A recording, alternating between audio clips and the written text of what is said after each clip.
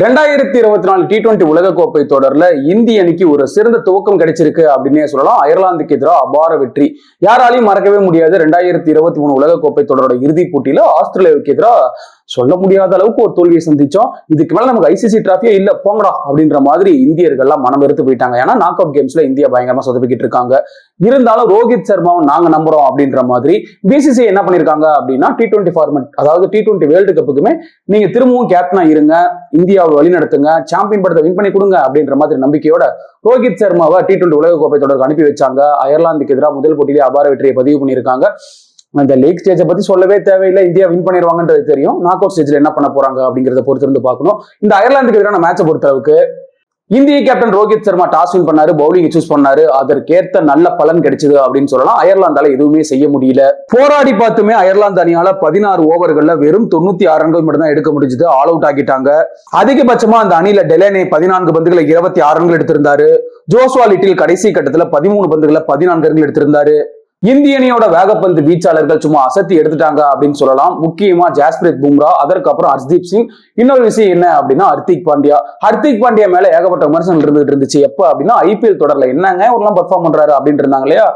அது ஐபிஎல், இங்க பாரு இது இன்டர்நேஷனல் கிரிக்கெட் அப்படின்ற மாதிரி பயங்கரமான பெர்ஃபார்மன்ஸ் கொடுத்தாரு. முக்கியமான 3 விக்கெட்களை தட்டி தூக்குனாரு.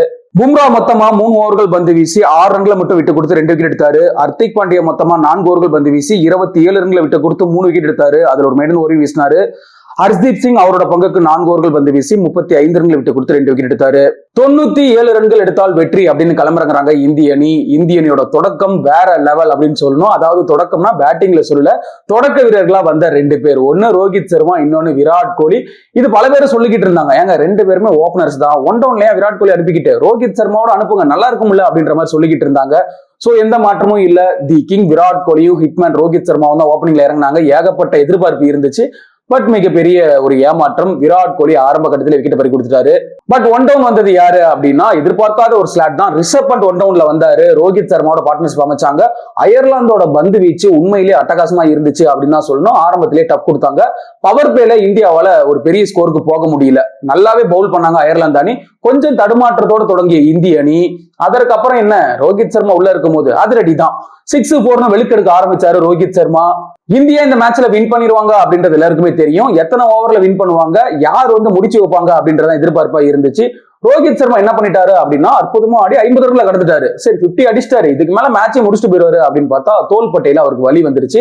பாதிலே வெளியேறிட்டாரு. அங்க இந்த மேட்ச்ல ஒரு மேட்டரே கிடையாது. ரோஹித் சர்மாவுக்கு என்ன ஆச்சு அப்படின்றதான் ரசிகர்களோட மிகப்பெரிய எதிர்பார்ப்பா இருந்துச்சு. பட் பயப்படுற அளவுக்கு பெரிய இன்ஜுரி எதுவும் இருக்காது அப்படின்னு நம்பப்படுது. ரோஹித் சர்மாவை பொறுத்த அளவுக்கு மொத்தமா 37 பந்துகள் 52 ரன்கள் எடுத்திருந்தாரு. அதுல 3 சிக்ஸர்களையும் 4 பவுண்டரியும் விளாசி இருந்தாரு.